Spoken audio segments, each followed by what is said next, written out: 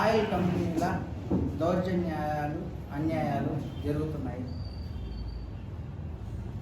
కృష్ణపట్నంలో oil tankers load అవుతూ ఉంటాయి, unload అవుతుంటాయి. వీళ్ళు ఏం చేస్తున్నారు, కంపెనీ వాళ్ళు ఆయిల్ లోడ్ అయినాక కాటా ఎక్కిస్తే వాళ్ళ దగ్గర కరెక్ట్గా పేమెంట్ ఇప్పుడు 20 టన్నులు లోడ్ అయితే 20 టన్నుల లోడ్ చూపిస్తుంది. అదే బయటకు వచ్చినాక బయట కాటాలో పెడితే 100 కేజీల నుంచి 130 కేజీలు షార్టేజ్లు వస్తున్నాయి. ఏందని మేము కంపెనీ వాళ్ళని అడిగితే, కంపెనీ వాళ్ళు ఎంతసేపు మీరు మెయిల్ పెట్టండి, మేము మా ఆఫీసర్స్ పంపిస్తాము, మా ఆఫీసర్లు పంపిస్తాము, దీన్ని క్రాస్ చెక్ చేపిస్తామని చెప్తూ ఉంటారు.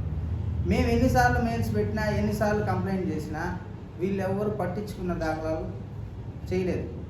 మేము ఇదేంది ఇంత గట్టిగా ప్రెజర్ చేస్తే కూడా వీళ్ళు బ్రోకర్లతో మాట్లాడుకోండి, మీకు మాకు సంబంధం లేదు, మీరు మాకు డబ్బులు వేసే వరకే మీ డ్యూటీ, అంతకు పైన మీరు మాట్లాడేదానికి మీకు రైట్స్ లేవు అనేది వాళ్ళ ఆన్సర్.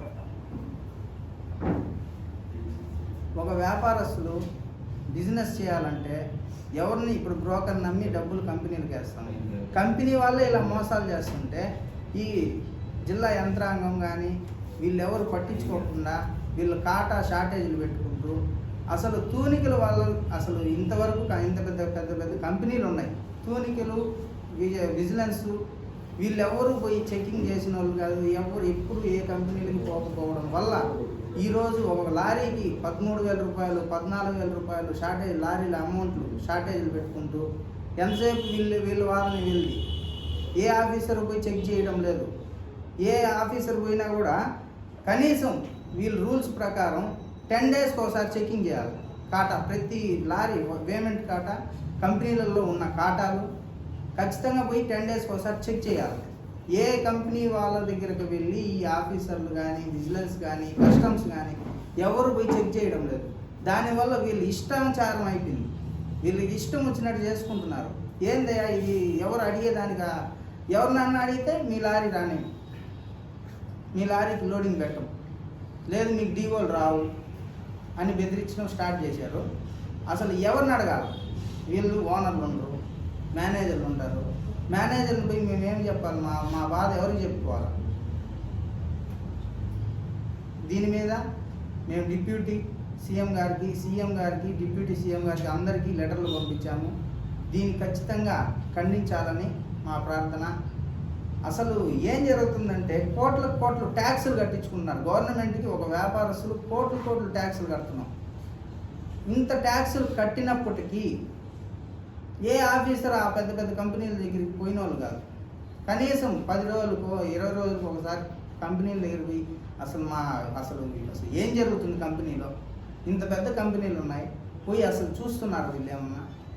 చూడకపోతే వీళ్ళంతా ఇట్లా 100 కేజీలు 150 కేజీలు షార్టేజీలు పెట్టుకుంటూ ఎంతసేపు బయట పోతే మాకు సంబంధం లేదు, కంపెనీ వరకే మా రెస్పాన్సిబుల్ అంటే బయట కంపెనీ నుంచి బయట రావడం కాటా పెడితేనే 100 కేజీలు షార్టేజ్. 100 కేజీలు అంటే ఇంచుమించు 13,000 రూపాయలు. ఒక కంపెనీకి ఎన్ని ట్యాంకర్లు ఒక రోజు లోడ్ అవుతాయి? కనీసం అంటే ఒక 50 నుంచి 70 ట్యాంకర్లు. 13,000 ఇంటూ 70 కనీసం 6-7 లక్షల రూపాయలు జనాల డబ్బు కంపెనీలు తినేస్తున్నాయి. దీన్ని ప్రశ్నించే వాళ్ళాక, ఈ ఆఫీసర్లు కూడా అడిగే వాళ్ళాక వాళ్ళు ఇష్టం వచ్చినట్టు చేసుకుంటున్నారు. దీన్ని కలెక్టర్ గారికి కూడా కంప్లైంట్ చేశాము. దీన్ని ఎటువంటి పరిస్థితుల్లో మనం ఖచ్చితంగా దీన్ని అన్యాయాన్ని అరికట్టించాలా. దీనికోసం మనం ఎంత దూరమైనా చేస్తాము. ఖచ్చితంగా ప్రతి కంపెనీకి 10 డేస్కి ఒకసారి కాటా చెక్కి వెళ్ళాలా.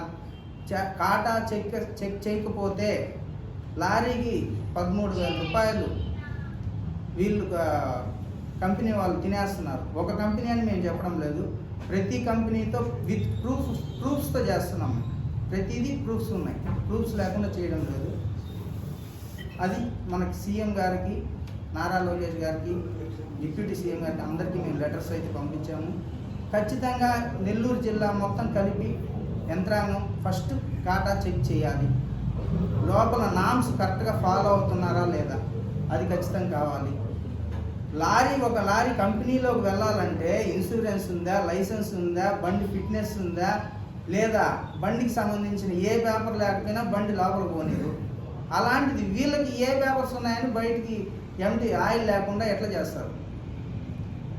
మాకు కూడా ఖచ్చితంగా బయట కాటా లోపల కాటా 2 కాటాలు వేయించాలా.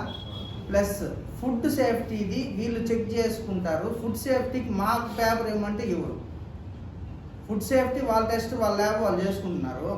మేము బయటకు వచ్చిన కస్టమర్లకి ఫుడ్ సేఫ్టీ పేపర్ కావాలంటే మేము యాడికి పోవాలా? ఒకవేళ అదే పేపర్ మేము బయట సపరేట్గా చేయించుకోవాలంటే 5,000 నుంచి 10,000 రూపాయలు ఖర్చు ఉంది మాకు. ఎంతసేపు వీళ్ళ వర్షన్ వీళ్ళు చేసుకుంటా మా ఫుడ్ సేఫ్టీ వాళ్ళు కూడా మేము రిపోర్ట్ కూడా ఇవ్వము అనేలాగా వాళ్ళు బిహేవ్ చేసుకుంటున్నారు. దీన్ని ఖచ్చితంగా కలెక్టర్ గారు కలగజేసుకొని ఫుడ్ రిపోర్ట్ కావాలా, వెయిట్స్ అండ్ మెజర్మెంట్స్ బయట కాటా కంపెనీ ఇన్ కాటా అవుట్ కాటా 2 కావాలా. ఇది ఖచ్చితంగా చేస్తేనే కృష్ణపట్నం పోర్టుకి చెడ్డ పేరు రాకుండా ఉంటుంది. లేదంటే కృష్ణపట్నం పోర్టు మొత్తం లాస్లోకి వెళ్ళిపోతుంది. ఎందుకంటే ఒక లారీ 13,000, ఒక కంపెనీకి 70 లారీలు లోడ్ అవుతాయి ఒక రోజుకి. ఇంటూ 10 కంపెనీలు ఉన్నాయి అంటే కనీసం అంటే ఒక 70 లక్షల నుంచి 80 లక్షలు ఒక రోజుకి వ్యాపారస్తులు నష్టపోతున్నారు. ఇలా జరుగుతూ ఉంటే చెన్నై ఉంది, చెన్నైలో మేము లోడింగ్ చేస్తాం. అక్కడి నుంచి ఇక్కడికి వస్తే మాకేం షార్టేజ్ రాదే, అక్కడి నుంచి మేమేం షార్టేజ్ ఎవరికి ఏం చెప్పమే. ఈ పండగల సీజన్లోనే వీళ్ళు ఇలా చేస్తున్నారు. మిగతా టైంలో అనేది ఒక 10 కేజీలు 20 కేజీలు అంటే ఎవరు పట్టించుకోరు. పండగల టైంలో మినిమం 100 కేజీలు నుంచి 150 కేజీల వరకు షార్టేజ్లు అయితే ఖచ్చితంగా జరుగుతూ ఉన్నాయి. ఇది విత్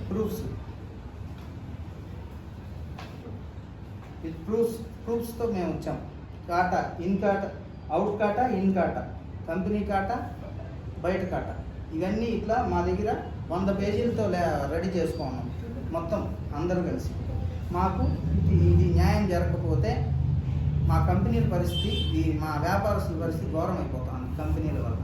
దీనికి మాకు న్యాయం చేయాల్సిందిగా కలెక్టర్ గారిని, సీఎం గారిని మేము కోరుకుంటున్నాము. 100 మంది వ్యాపారస్తులు ఉన్నారు మా ఆయిల్ వ్యాపారస్తులు. ఓన్లీ కృష్ణపట్నంలో బిజినెస్ చేసే వాళ్ళు మాత్రమే. ఇంతమందికి నష్టం అంటే చాలా ఇబ్బంది అవుతుంది. ఒక లారీకి ఇప్పుడున్న కాంపిటీషన్లో కనీసం అంటే లారీకి 10,000 రూపాయలు మిగిలేదు కూడా కష్టమే. ఇంత పెట్టుబడి 30 లక్షలు పెట్టుబడులు పెట్టి ఇంత 30 లక్షలు పెట్టుబడులు పెట్టి వ్యాపారాలు చేసి కాంపిటీషన్లో రొటేషన్ చేసేది ఇంత కష్టం.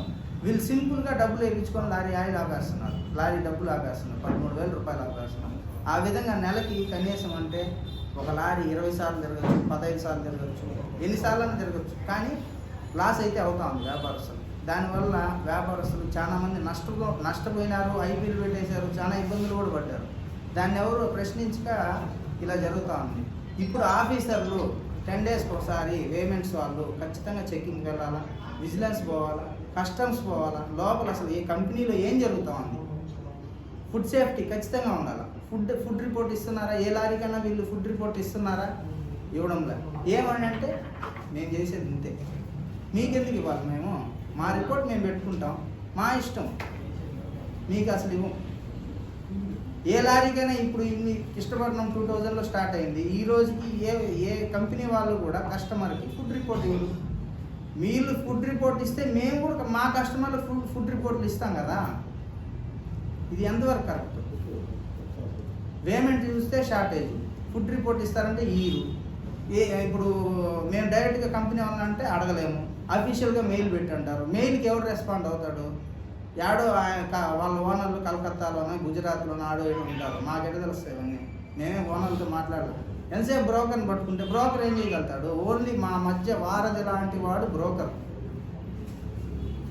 అక్కడి నుంచి ఇక్కడికి వెళ్ళడానికి మాత్రమే. కానీ మెయిన్ కంపెనీలో కదా మాకు లోడ్ అవుతుంది. మాకు ఖచ్చితంగా దీని గురించి న్యాయం జరగాలని మేము పోరాడుతున్నాం. అది మా